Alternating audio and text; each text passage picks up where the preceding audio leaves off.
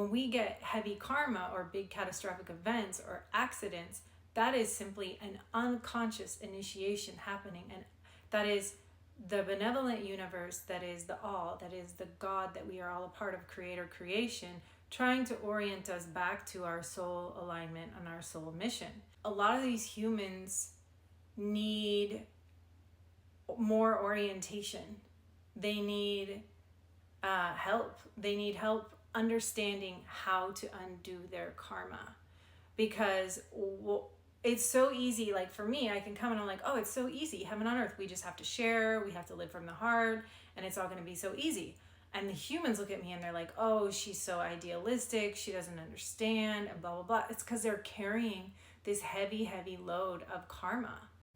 Hey Erin, thank you for your comment. I agree, we are going to have to create new ways of orienting ourselves and the youth in the coming years. Whereas traditionally, there were rituals and rites of passage that our ancestors and all the different ancestors from different tribes around the world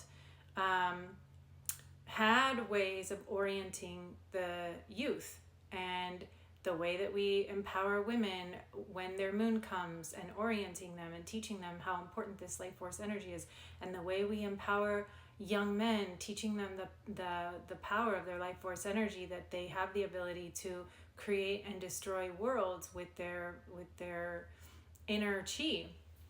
So you're right, new souls are coming onto the earth more and more. And also, we're all coming from multiple lineages, we're in new environments, the very makeup of our physical reality is changing, the ether is coming back online, whereas our ancestors were working more with the 4 elements. We're bringing back very strongly the 5th element of the ether, which is a synthetic version of that is the internet, but that's just really a reflection of our own inner power that we have.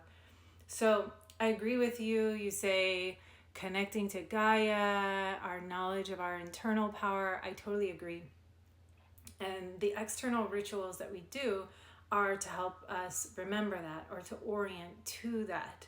So a lot of the kids that are being born are super advanced. So it's up to the parents or the aunties and uncles or the older generation, the first, second, third wave. I'm a third wave of volunteers, of star seeds. It's up to us to clear our karma so we stop passing on these traumatized programs, or these programs of externalizing our power. But also these rituals, drawing from what our ancestors did, such as sweat lodges, which kind of make you feel like you're gonna die, but you don't die, and then that puts everything into perspective, because it gives you an experience of like, oh God, please don't let me die, because you're experiencing a physical challenge or difficulty, and then you access your inner power and your inner strength, and you get right with God, whatever that is, hopefully sourcing from within. And then you because we only need to manifest bad karma when we're out of alignment.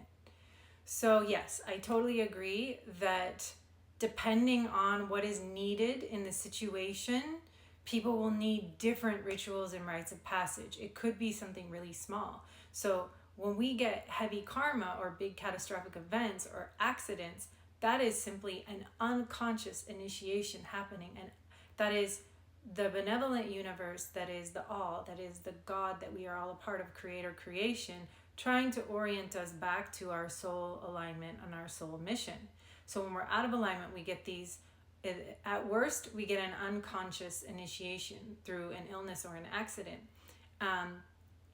If we don't need to be that extreme, and we have conscious aunties and uncles guiding us, we can orient ourselves through, only going through a challenge and overcoming it, and having that be the initiation to access our inner strength and to know that. Or if you are just born super wise, like one of these ascended master old souls coming onto the planet now, and your parents have done their work and didn't load you up with a bunch of karma and weird religious programming, then it's possible for you just to be purely walking in straight alignment your whole life, in walking in the right way. But a lot of these kids do need orientation, and also we need to orient ourselves and our own inner children. But you're right, many, just like a lot of kids need orientation, a lot of the kids coming onto the planet are actually our teachers. So there's a lot of wise old souls coming onto the planet, right?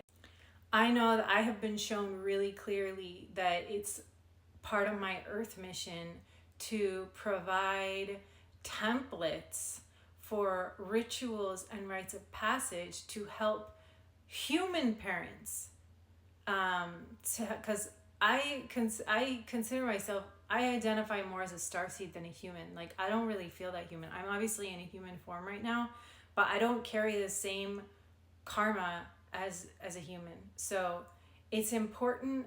A lot of these humans need more orientation. They need help. They need help understanding how to undo their karma, because it's so easy. Like for me, I can come and I'm like, oh, it's so easy, heaven on earth, we just have to share, we have to live from the heart, and it's all going to be so easy.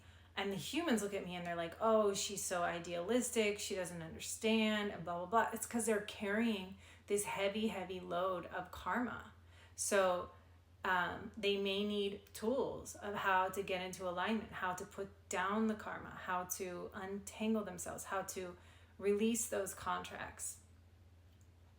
And then they can walk in the way that you're saying, where they're just naturally always in alignment. Yes, we do have access to that. Yes, God is inside of us. So thank you for your comment. You are right. And but some people do need more guidance, like the humans with a lot of karma. So in that case, rituals are helpful.